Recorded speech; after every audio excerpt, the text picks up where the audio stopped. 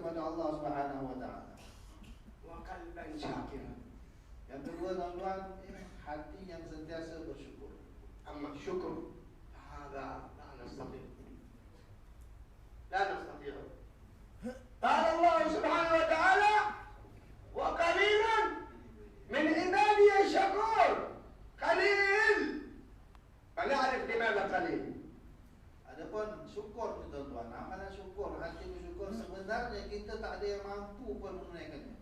Sebab Allah berfirman dalam Quran, wa qalilun min ibadiyash syakur. Sangat sedikit orang-orang hamba-Ku ini yang hamba-hamba-Ku ini yang sangat pandai bersyukur. Sangat sedikit. Apakah makna sedikit? ليس الحمد فرق بين الشكر والحمد. الحمد لله رب العالمين، الحمد لله رب العالمين، هذا حمد. أما الشكر فهو صرف كل ما أنعم الله به عليك فيما خلق لأجله. Bukan puji Allah. Alhamdulillah, alhamdulillah itu bukan syukur. Beza. Antara hamdun, antara puji dengan syukur. Lain tuan-tuan, sangat berbeza. Alhamdulillah, alhamdulillah ini bukan bersyukur. Ini memuji Allah. Syukur adalah, kata ulama, kamu menyalurkan, kamu menggunakan segala nikmat yang Allah kurniakan ke atas kamu untuk apa yang ia dicipta untuknya oleh Allah Subhanahu wa taala. أنعم الله عليك بالعين، بالنظر، أنعم الله عليك بالسمع، أنعم الله عليك بالكلام، أنعم الله عليك باليد، أنعم الله عليك بالرجل. في ماذا صرفتها؟ في ماذا؟ العين في ماذا؟ كلنا نحن ذلك الرجل وتلك المرأة الذي تصرف العين في غير ما خلقت. الله خلقنا العين لننظر للحرام، حاشا الله. لننظر للمرأة، لننظر إلى الوالدين. النظر في القرآن والكعبة والوالدين يقوي النظر، يقوي النظر. المصحف والكعبة ومن؟ الأب والأم. يا سلام. Allah Subhanahu wa taala telah kurniakan kita nikmat mata, nikmat telinga, nikmat bicara, nikmat tangan, nikmat kaki. Ke mana tuan-tuan gunakan nikmat ini? Mata contoh. Kita ngaku sajalah, kita ni semua telah gunakan nikmat mata kita ni untuk memandang yang Allah haramkan. Memandang wanita yang bukan mahram, memandang sesuatu yang diharamkan oleh Allah SWT. Apakah Allah mencipta mata kita untuk kita memandang yang haram? Mustahil. Tidak mungkin Allah cipta, Allah beri kita mata supaya kita tengok benda haram. Bukan. Allah tidak cipta mata untuk kita memandang yang haram. Tidak. Tapi Allah suruh kita guna mata, tengok Quran, tengok mak bapak dengan penuh kasih sayang, tengok Kaabah. Dengan melihat tiga benda ini, tuan-tuan, ulama kata akan menguatkan, menajamkan pandangan mata kita. Melihat siapa? Quran, melihat Kaabah, memandang ibu bapa, akan menguatkan pandangan mata kita. Masya Allah, Alhamdulillah. Al-Quran معنا موجود، كل يوم ننظر فيها الكعبة كيف كعبة بعيد، صورة فيديو كعبة بننظر، لا لكن لا بأس، لا بأس أحسن. الوالدين صورة يكفي، فوتو فوتو بابا فوتو ماما، خلاص يكفي هذا، لا يكفي. كيف أنت بعيد عن أبوك وعن أمك وهما غير راضيين عليك، وتنظر إلى ناس آخر وأبوك وأمك بل يمكن قريب من بيته ولكنه لا ينظر إليه ولا يزور ولا يسأل عن أبوه. نعوذ بالله من غضب الله. Melihat Quran mudah. Semua orang boleh tengok Quran, baca Quran tengok mudah.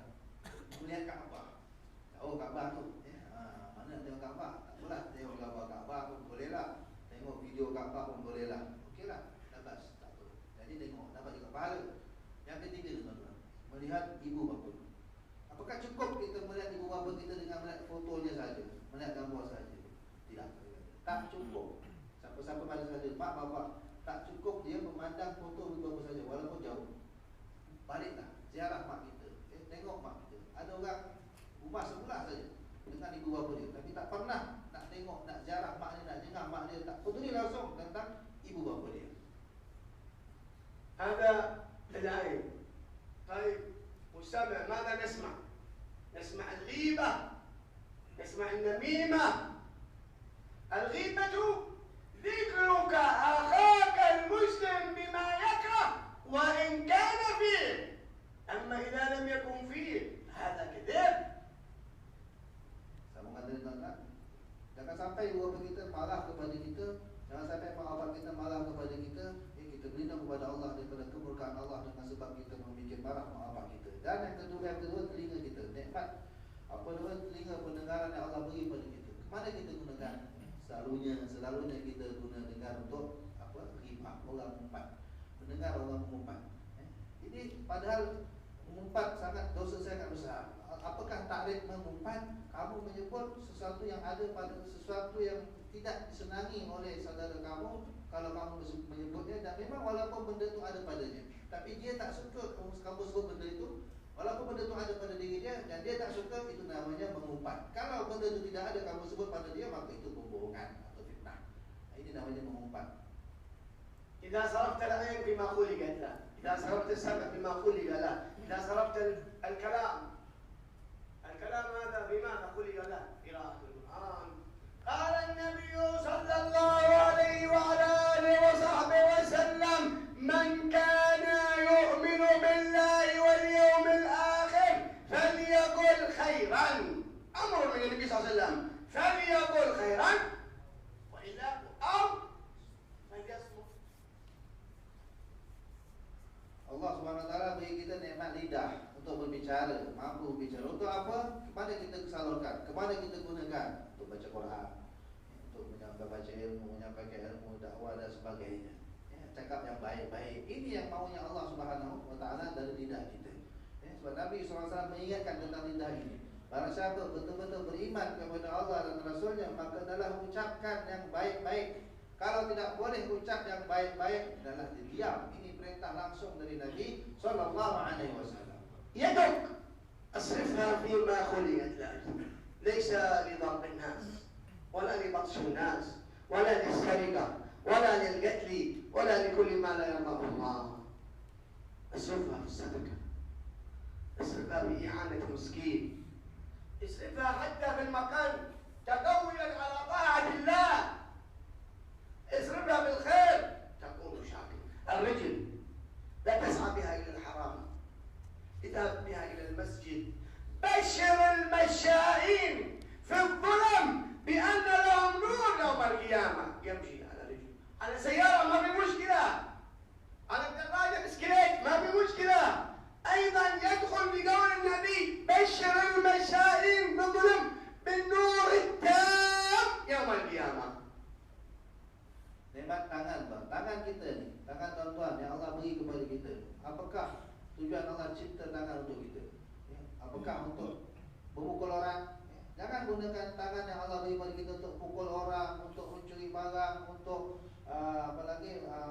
membuat perkara-perkara yang Allah larang. Gunakanlah tangan untuk menolong orang, membantu orang, memberi sedekah dan sebagainya. Dan kaki, nikmat kaki, Allah beri kita kaki untuk apa? Bukan untuk pergi tempat maksiat, tapi gunakanlah untuk pergi ke masjid, untuk pergi ke majlis-majlis yang baik. Sebab Nabi SAW memberitahu, gembirakanlah, berilah kabar gembira kepada orang-orang yang berjalan kaki ke masjid di malam mengelap gulita. Mereka akan mendapat cahaya yang terang sempurna di akhirat besok. Naik kereta boleh, tak ada masalah. Itu pun insya-Allah termasuk daripada orang-orang yang berjalan di malam hari, di waktu yang gelap gulita, di ke masjid, maka akan mendapat cahaya yang terang sempurna di akhirat besok. Inilah tujuan Allah beri kita tangan dan kaki. Gunakanlah kepada apa yang Allah kehendaki. أعطاك الله علم، اصرفه بما خلق لأجله. أعطاك الله مال، اصرفه بما خلق لأجله. إذا صرفت كل نعمة فيما خلقت لأجله فأنت حينئذ شاكر. هيا، من منا الشاكر؟ Allah gunakan kita ilmu, maka gunakanlah kepada apa yang Allah kehendaki ilmu itu. Sebarkan, ajarkan, amalkan. Segala apa yang nikmat Allah gunakan kepada kita, dan kita telah salurkan, kita telah gunakan untuk segala apa yang Allah kehendaki, maka itulah orang-orang yang dianggap bersyukur. Maka siapakah dari kita ini orang yang bersyukur? Ada? Semoga Allah jadikan kita orang yang bersyukur. Amin. وجسدا على البلاء صابرا. Yang ketiga, tubuh badan. Orang yang digunakan tubuh badan yang sentiasa sabar atas bala dan ujian Allah. أعطاك الله جسد صابر لا يعتذر على الله، لا يتبرم، لا يعتذر. قال النبي صلى الله عليه وعلى آله وصحبه وسلم: ما من مؤمن ولا مؤمنة يصيبه نصب ولا وصب إلا محى عنه، إلا كتب الله له بها حسنة ومحى عنه بها سيئة. Siapa-siapa yang kita semua punya badan, tuan-tuan. Kalau Allah uji dengan sakit atau apa penderitaan, maka hendaklah dia bersabar.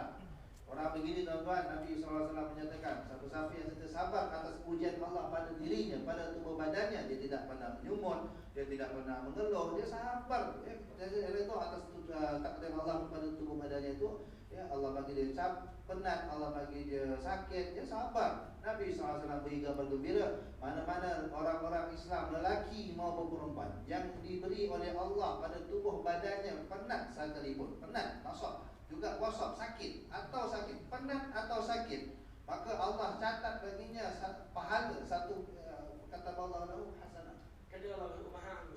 Allah beri pada dia satu pahala dan Allah ampun kepadanya satu dosa. Sekali kita penat, satu pahala dapat, satu dosa Allah ampun. Sekali kita sakit, satu pahala dapat, satu dosa Allah ampun. الصبر نصف الدين. Sabar merupakan separuh dari agama. وفي الحديث الآخر: ما من مؤمنة يقدم الله لها ثلاثة من الولد إلا دخلت الجنة. يعني ماتوا لها ثلاثة من الولد واحتسبتهم صبرت دخلت الجنة. Mana-mana orang yang kematian anak 3 orang dan dia sabar mengharap pahala kepada Allah dengan kematian anak ini 3 orang, pasti orang ini ahli syurga. في الحديث الآخر: إذا من مات له صفي واحتسبه دخل الجنة. Dalam hadis Nabi SAW menyatakan, barang siapa mati satu anak saja dan dia sabar mengharap pahala kepada Allah pun masuk syurga. وزوجا غير خونا. هذا خلاص معروف، هذا لا ما يحتاج إلى شرح، هذا مشكلة. Yang keempat, tuan-tuan, istri yang tidak pernah mengkhianati, yaitu istri yang taat, setia dan salehah. نتكلم عن الزوجة لا.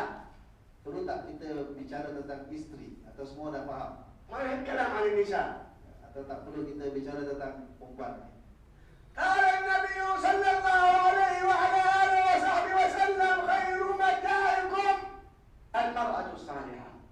Nabi SAW menyatakan, yang terbaik الدنيا متاع، الدنيا متاع وخير متاع المرأة الصالحة. Nabi SAW menyatakan dunia ini adalah mata', satu kesenangan, keseronokan, dan sebaik-baik benda yang kita berseronok dengannya adalah istri yang salihah. النساء بيفرح بهذا اليوم. Kita bagi perempuan seronok malam ini. فلذلك يا معشر الشباب من استطاع منكم الباءة فليتزوج فإنه، ومن لم يستطع فعليه بالصوم فإنه أغض للبصر وأحسن للفرج. Nabi SAW dengan menyatakan, wahai sekalian anak-anak muda, barang siapa sudah mampu untuk menikah daripada kalian, maka lakukanlah, menikahlah. Siapa-siapa belum mampu, tidak mampu, maka hendaklah berpuasa. Sebab berpuasa itu akan lebih dapat menjaga mata dan akan menjaga diri daripada berbuat yang diharamkan oleh Allah Subhanahu wa taala. زوجة صالحة تعينك على الآخرة، تذكرك إذا نسيت. Istri yang salihah, apakah sifatnya, tuan-tuan? Yang sentiasa membantu kita atas urusan akhirat, yang sentiasa mengingatkan kita apabila kita lupa. كثير من الشباب عمره 40 سنة 43 سنة 50 سنة ما تزوج. لماذا؟ Banyak daripada kita orang muda hari ini, tuan-tuan, kadang-kadang dah umur 40, umur 50, 30 tak kahwin-kahwin lagi. Kenapa? وكذلك النساء كثير بلا زواج. Itu juga di kalangan wanita, ramai yang tak mau menikah. قال النبي صلى الله عليه وعلى آله وصحبه وسلم: إذا جاءكم من ترضون دينه وخلقه فزوجوه وإن لم تفعلوا تكن فتنة في الأرض وفساد. SAW menyatakan, tuan-tuan, apabila datang kepada kalian, wahai bapak-bapak, ibu-ibu, satu orang yang kamu suka, kamu redha, kamu rasa puas hati dengan agama dan akhlaknya.